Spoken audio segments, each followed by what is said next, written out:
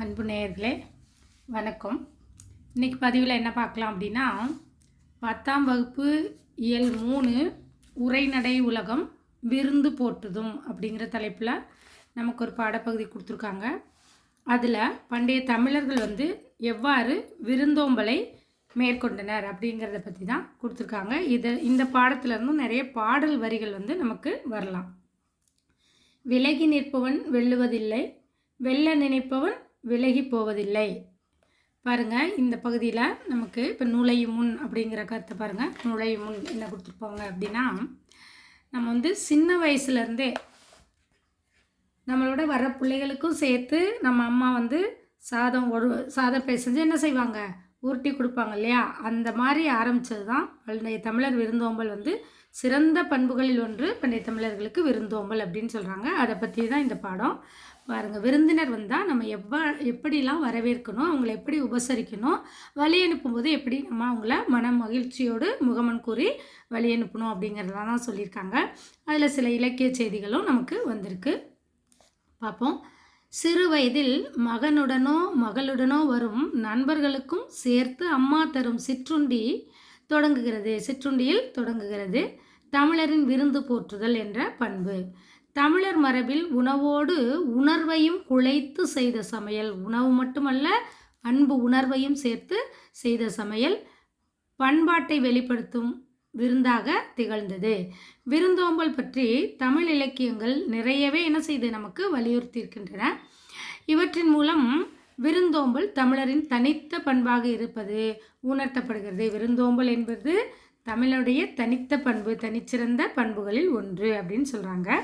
இப்போ பாருங்கள், நம்ம வீட்டுக்கு வரக்கூடிய விருந்தினரை எவ்வாறு நாம் உபசரிக்கணும். தம் வீட்டிற்கு வரும் விருந்தினரை முகமலர்ச்சியோடு வரவேற்று என்ன செய்யணும், உண்ண உணவும் இருக்க இடமும் கொடுத்து அன்பு பாராட்டுவது தான் என்னது விருந்தோம்பல். விருந்தோம்பல் அப்படின்னா என்ன, நம்ம வீட்டுக்கு வரக்கூடிய விருந்தினரை முகமலர்ச்சியோடு வரவேற்கணும், அப்புறம் உணவு இருக்க இடம் கொடுத்து அன்பு பாராட்டணும், அதுதான் விருந்தோம்பல். விருந்தினர் என்றால் உறவினர் என்று நம்ம இந்த காலத்தில் கருதுகிறோம். ஆனால் உறவினர் வேறு, விருந்தினர் வேறு. முன்பின் அறியாத புதியவர்களுக்கு தான் என்னன்னு சொல்கிறோம், விருந்தினர் அப்படின்னு சொல்கிறோம். இதுக்கு தொல்காப்பியர் விருந்தே புதுமை, இது இம்பார்ட்டன்ட், ஒன் வேர்டில் கேட்பாங்க. விருந்தே புதுமை என்று கூறக்கூடியவர் யார், தொல்காப்பியர் கூறியிருக்கின்றார். அடுத்தது அற உணர்வும் தமிழருடைய மரபும் அப்படிங்கிற தலைப்பு பாருங்கள். அற உணர்வு தமிழருக்கு என்ன மரபு. திருவள்ளுவர் இல்லறவியலில் விருந்தோம்பலை வலியுறுத்த ஒரு அதிகாரத்தையே அமைத்திருக்கிறார். விருந்தோம்பல் அப்படிங்கிற ஒரு அதிகாரம். அதோட இல்லறம் புரிவது விருந்தோம்பல் செய்யும் பொருட்டே அப்படிங்கிறாரு. முகம் வேறுபடாமல் முகமலர்ச்சியோடு விருந்தினரை என்ன செய்யணும், வரவேற்கணும் அப்படின்னு சொல்கிறாரு. அதுதான் மோப்பக்குழையும் அணிச்ச முகந்திருந்து நோக்கக்குழையும் விருந்து அப்படிங்கிற குரலில் சொல்கிறாரு. இதையும் குறிச்சுக்கோங்க. மோப்பக்குழையும் அணிச்சம் அப்படின்னு விருந்தினரை வரவேற்கும் முறையே யார், திருவள்ளுவர் பெருமான் குறிப்பிடுகின்றார் அப்படின்னு. அடுத்தது விருந்தினரை போற்றுதல் இல்லற கடமையாக அந்த காலத்தில் கருதினாங்க. விருந்தினர் வந்தால் அவங்கள நம்ம சரியான முறையில் என்ன செய்யணும், வரவேற்கணும், உபசரிக்கணும் அப்படிங்கிறது இல்லறத்தினுடைய கடமையாக கொள்ளப்பட்டது. கோவலனை பிரிந்த கண்ணகி சிலப்பதிகாரத்தில் இளங்கோவடிகள் சொல்கிறாரு, கோவலனை பிரிந்து வாழும் கண்ணகி அவனை பிரிந்த துன்பத்தை விட விருந்தினரை போற்ற முடியாத நிலை எண்ணி வருந்துவதாக இளங்கோவடிகள் சிலப்பதிகாரத்தில் குறிப்பிட்டுள்ளார். இதுவும் இம்பார்ட்டன்ட், பார்த்துக்கோங்க. அடுத்தது கல்வியும் செல்வமும் பெற்ற பெண்கள் எது இருக்கணும்னு சொல்கிறார், யார், கம்பர். இது இம்பார்ட்டன்ட். இதிலெல்லாம் அந்த பாடல் வரிகள்லேருந்து கேட்கலாம் வினாக்கள். இன்புக்கிலேருந்து கேட்டால் கல்வியும் செல்வமும் பெற்ற பெண்கள் விருந்தும் ஈகையும் செய்வதாக கூறியவர் யார் அப்படின்னா கம்பர். அடுத்தது கலிங்கத்து பரணியில் சேங்கொண்டார் என்ன சொல்கிறாரு, விருந்தினருக்கு உணவிடுவோரின் முகமலர்ச்சியை உவமையாக்கி கூறுகின்றார். கலிங்கத்து பரணியில் ஜெயங்கொண்டார் சொல்கிறாரு. அடுத்தது தமிழர்களின் சிறந்த பண்புகள் தனித்து உண்ணாமை. தனித்து உண்ண மாட்டாங்க, அமிழ்தமே கிடைத்தாலும் தான் மட்டும் சாப்பிடணும் அப்படின்னு நினைக்க மாட்டாங்க தமிழர்கள் அப்படிங்கிறாங்க. தனித்து உண்ணாமை என்பது தமிழருடைய விருந்தோம்பல் பண்பின் அடிப்படையானது. அமிழ்தமே கிடைத்தாலும் தாமே உண்ணாது பிறருக்கு கொடுப்ப நல்லோர்களாக நம் பழந்தமிழர்கள் விளங்கினர். அத்தகையோரால் தான் இந்த உலகமானது என்னது நிலைத்திருக்கிறது அப்படிங்கிறத தான் புறநானூற்று பாடல் சொல்லுது பாருங்க. உண்டால் அம்மை இவ்வுலகம் இந்திரர் அமிழ்தம் இயைவதாயினும் இனிது என தமியர் உண்டலும் இலரே அப்படின்னு புறநானூற்று பாடல்ல கடலுள் மாய்ந்த இளம் பெருவழுதி என்ற ஆசிரியர் கவிஞர் குறிப்பிடுகிறார். இதுவும் கேட்கலாம். உண்டால் அம்ம இவ்வுலகம் இந்திரர் அமிழ்தம் இயைவதாயினும் இனிதென தமியர் உண்டலும் இலரே, தான் மட்டும் உண்ண மாட்டாங்க அப்படின்னு சொல்றது இதெல்லாம் புறச்செய்தி, அதனால புறநானூறு என்று இந்த பாடலை பாடியவர் யார் அப்படின்னா கடலுள் மாய்ந்த இளம் பெருவழுதி என்ற புலவர் குறிப்பிடுகின்றார். அடுத்தது இது ரொம்ப முக்கியம். 7 அடி நடந்து சென்று வழி அனுப்பினார். காலில் 7 அடி பின் சென்று பொருணர் ஆற்றுப்படை நூல் 4. அதில் பொருணர் ஆற்றுப்படையில் விருந்தினர் வந்தால் அவங்க வழி அனுப்பையில் எப்படி போகணும் அப்படிங்கிறத சொல்கிறாங்க. பண்டை தமிழர்கள் வீட்டிற்கு வந்த விருந்தினர் திரும்பி செல்லும் பொழுது அவர்களை பிரிய மனமின்றி என்ன செய்தால் வருந்தினர். மேலும் வழி அனுப்பும் பொழுது என்ன செய்வாங்க, அவர்கள் செல்ல இருக்கின்ற 4 குதிரைகள் பூட்டப்பட்ட தேர் வரை 7 அடி காலால் நடந்து சென்று அவங்க போயிட்டு வரேன்னா உடனே என்ன செய்யக்கூடாது, கதவடைக்காமல் திருப்பி அவங்கள போய் பயணத்துக்கு வழி அனுப்பிட்டு வருவாங்க அப்படின்னு சொல்கிறாங்க. அதான் காலில் 7 அடி பின் சென்று அப்படின்னு கூறக்கூடிய நூல் எதுன்னு கேட்கலாம். பொருணர் ஆற்றுப்படை. காலில் 7 அடி பின் சென்று வழி அனுப்புதல் பொருணர் ஆற்றுப்படையில் சொல்லப்படுது. அடுத்தது என்ன பண்பு அப்படின்னா அல்லில் ஆயினும் விருந்தோம்பல் அப்படின்னா. அல்லில் அப்படின்னா என்னது, இருட்டு. அதாவது விருந்தோம்பல் என்பது சிறந்த பண்புகளில் ஒன்றாக கருதப்படுவது. நடு இரவு, அல்லுனா இரவு, இருட்டு, நடு இரவில் விருந்தினர் வந்தாலுமே என்ன செய்யணுமா, ஏன் வந்துட்டாங்கன்னு முகம் சொல்லிக்காம மகிழ்ந்து வரவேற்று உணவிடும் நல்லியல்பு நம் தமிழருக்கு உண்டு. அதனை தான் என்னன்னு சொல்கிறாங்க, அல்லில்லாயினும் விருந்துவரின் உவக்கும் மகிழ்ச்சி அடையணும் அப்படின்னு சொல்கிறாங்க. அல்லில் ஆயினும் விருந்துவரின் உவக்கும். இந்த பாடல் இடம்பெற்ற நூல் எது அப்படின்னா நற்றிணை. அல்லில் நற்றிணை.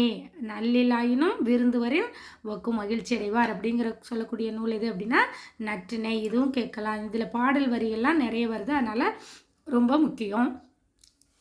அடுத்தது இன்மையிலும் விருந்தோம்பல். இன்மைனா என்னது, வறுமை. எவ்வளோ வறுமையாக இருந்தாலும் இது அடிக்கடி கேட்கக்கூடிய வினா. இன்மையிலும் விருந்தோம்பல் பண்பை விளக்குக. வறிய நிலையாக இருந்தால், நம்ம ஏழையாக இருந்தாலும் எந்த வழியிலையாவது முயன்று விருந்தளித்து மகிழணும் அப்படிங்கிறது நம்ம முன்னோருடைய தனித்துவமாக இருந்தது. தானியம் ஏதுமில்லாத நிலையில் என்ன செஞ்சாங்க, விதைக்காக வச்சிருந்த திணையை கூட உரலில் இட்டு குத்தி எடுத்து விருந்தினருக்கு விருந்தளித்தாள் தலைவி அப்படிங்கிற செய்தி புறநானூற்று செய்தி காட்டுகிறது, நமக்கு காட்சிப்படுத்துகிறது. அதாவது விதைக்காக வச்சிருந்த திணையை உரலிலிட்டு விருந்தினர் வந்துட்டாங்க, வேறு வழியே இல்லை, ஆனால் சாப்பாடு போட்டு தான் அவங்களுக்கு விருந்து உபசரித்து தான் அனுப்பணுங்கிற பண்போட அந்த திணையை உரலிட்டு குத்தி எடுத்துட்டு அந்த சாப்பாடு செஞ்சு விருந்தளித்தாள் அப்படிங்கிற செய்தியை புறநானூற்று செய்தி நமக்கு காட்சிப்படுத்துகிறது. அதுக்கப்புறம் என்னன்னா, அதே புறநானூரில் முந்தின நாள் வந்த விருந்தினருக்கு பேணுவதற்கு அப்படின்னா அவங்களை உபசரிக்க பொருள் தேவைப்பட்டது. அதுக்காக என்ன செய்கிறான், தலைவன் இரும்பினால் செய்த தன்னுடைய பழைய வாளை பணயம் வைத்து அப்படின்னா அதை அடகு வச்சுட்டு அதில் வந்த வருமானத்தை வச்சு விருந்தளிக்கிறான் தலைவன். மறுநாள் என்ன செய்கிறாங்க, விருந்தினர் வராங்க. அப்போ தான் தலைவி என்ன செய்கிறா, தன்னுடைய கருங்கோட்டு சீரியால், யாழ்ங்கிறது என்னது இசைக்கூட்டு கருவி, அதை வச்சுட்டு பணயம் வைத்து விருந்தளித்தாள் என்கிறது புறநானூற்று செய்தி. ஆக விருந்தினர் உபசரிக்க பணமோ பொருளோ தேவையில்லை, அன்பான குணம் இருப்பதை வைத்து பகிர்ந்தளித்தல், இது 2 தான் முக்கியம் அப்படிங்கிறாங்க.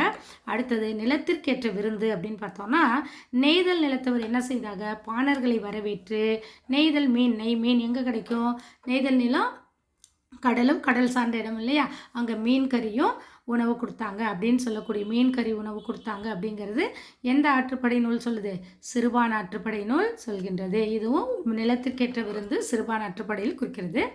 அடுத்தது விருந்தை எதிர்கொள்ளும் தன்மை எப்படி இருக்கணும், விருந்தினர் வந்தாங்கன்னா எப்படி அவங்கள வரவேற்கணும், அவங்கள எப்படி நம்ம வரவேற்கணும் அப்படிங்கிறத சொல்கிறாங்க பாருங்கள். இல்லத்தில் பலரும் நுழையும் அளவிற்கு உள்ள பெரிய வாயிலை, பெரிய நிலக்கதவு இருக்கு இல்லையா, அந்த கதவை ராத்திரியில் மூடுறதுக்கு முன்னாடி என்ன செய்வாங்களாம், தலைவி உணவு உண்ண வேண்டியவர்கள் யாராவது இருக்கீங்களா அப்படின்னு கேட்டுட்டு தான் அந்த கதவையே அடைப்பாங்களாம். அந்த அளவுக்கு பலர்புகு வாயில் அடைப்ப கடவுணர் வருவீர் உளீரோ என்று சொல்லக்கூடிய நூல் எதுனா குறுந்தொகை. இதுக்கு ஒரு குழு வச்சுக்கோங்க, பலர்புகு வாயில் குறுந்தொகை பாடல் வரி இது. அடுத்தது உற்றாரோடு நின்ற விருந்து அப்படின்னு சொல்கிறாங்க. இன்றைக்கி நமக்கு உறவினர்களுடைய முடிஞ்சு போகுது விருந்தெல்லாம். முன்பின் தெரியாதவங்கெல்லாம் நம்ம என்ன செய்யறதில்ல, அனுமதிக்கிறது இல்லை. சங்க காலத்திலிருந்தே அரசனாயினும் வறியோராயினும் விருந்தினர்களை போற்றினர். ஏழையாக இருந்தாலும் சரி, அரசனாக இருந்தாலும் சரி, விருந்தினர்களை போற்றிய காலம் சங்க காலம். கால மாற்றத்தினால் இன்றைக்கி என்ன ஆயிடுச்சு அப்படின்னா, புதியவர்களாகிய விருந்தினர்களை நம்ம வீட்டுக்குள் அழைத்து உணவிடுவது குறைந்தது. விருந்தளிப்பது குறைந்ததால் என்ன ஆயிடுச்சு, சத்திரங்கள் பெருகின. நாயக்கர் மராட்டியர் ஆட்சி காலங்களில் மிகுதியான சத்திரங்கள் வழிச்செல்வோருக்காக கட்டப்பட்டது. நம்ம வீடுகள்லேயே கிராமங்கள்லாம் அந்த காலத்தில் திண்ணை வச்சு வீடு கட்டியிருந்தாங்க, வழிப்போக்கர்கள் தங்குவதற்காக. இப்போல்லாம் அதெல்லாம் கிடையாது இல்லைங்களா. அடுத்தது புதியவர்களான விருந்தினர்களை ஏற்பது இன்றைக்கி என்ன செஞ்சிச்சு, குறைந்து விட்ட காலத்தில் ஓரளவு தெரிந்தவர்களை மட்டுமே நம்ம என்ன செய்கிறோம், விருந்தினராக ஏற்றுக்கொள்கிறோம். படிப்படியாக உற்றார் உறவினர்கள் நண்பர்கள் ஆகியோரையே நாம் என்ன செய்கிறோம், விருந்தினர்களாக போற்றும் நிலைக்கு இன்று மாறிவிட்டோம். விருந்தோம்பல் அப்படிங்கிற பண்பு இன்றைக்கி எப்படி இருக்குது இன்றைக்கு அப்படிங்கிறத பாருங்கள். திருவிழா காலங்களிலும் ஊருக்கு வரும் புதியவர்களையும் அழைத்து அன்போடு விருந்தளிப்பதை சில இடங்களில் இன்றைக்கும் நம்மளால் பார்க்க முடியுது. திருமணத்தை உறுதி செய்தல், திருமணம், வளைகாப்பு, பிறந்தநாள், புதுமனை புகு விழா போன்றவற்றையெல்லாம் என்ன செய்கிறோம், இல்ல விழாக்களாகவே கொண்டாடினர். இப்போது என்ன செய்கிறோம், மிகுதியான அப்போ விருந்தினர்கள் எல்லாம் வரவேற்று உணவளித்து மகிழ்ந்தனர். காலப்போக்கில் என்ன ஆயிடுச்சு, வீட்டில் நடைபெறக்கூடிய எல்லா விழாக்களுமே திருமணக்கூடங்களுக்கு இடம்பெயர்த்து விட்டன. இன்று சில இடங்களில் விருந்தினர்களை வரவேற்பது முதல் பந்தியில் உபசரித்து வழி அனுப்புவது வரை என்ன ஆயிடுச்சு, திருமண எல்லாம் கான்ட்ராக்டில் விட்டுறோம். திருமண ஏற்பாட்டாளர்களே செய்யும் பண்பாட்டிற்கு மாற்றத்தை காண முடிகிறது. பண்டைய தமிழர் இல்லங்களிலும் உள்ளங்களிலும் விருந்தோம்பல் பண்பானது எவ்வாறு இருந்தது, செழித்திருந்தது. இல்லங்களிலும் இருந்தது, உள்ளங்களிலும் இருந்தது. அந்த உயரிய தமிழ் பண்பாடு தான் இன்றைக்கும் என்ன ஆயிடுது, தமிழர்களால் பின்பற்றப்பட்டு வருகின்றது. காலந்தோறும் தமிழர்களின் அடையாளமாக விளங்கும் உயர்ந்த பண்பான விருந்தோம்பலை நாம் என்ன செய்வோம், போற்றி பெருமிதம் கொள்வோமாக. இதில் வாழை இலை விருந்து, தமிழரும் வாழை இலை விருந்துக்கு மிகச்சிறந்த பண்பாளர்களாக வாழை இலை விருந்து அறிமுகப்படுத்தியவர்களை தமிழர்கள் அப்படின்னு சொல்கிறாங்க. இதுவும் வாழை இலை விருந்து பற்றி, தமிழரின் வாழை இலை விருந்து பற்றி கூறுக அப்படின்னு ஒரு கொஸ்டின் கேட்பாங்க. தமிழர் பண்பாட்டில் வாழை இலைக்கு தனித்த இடம் உண்டு.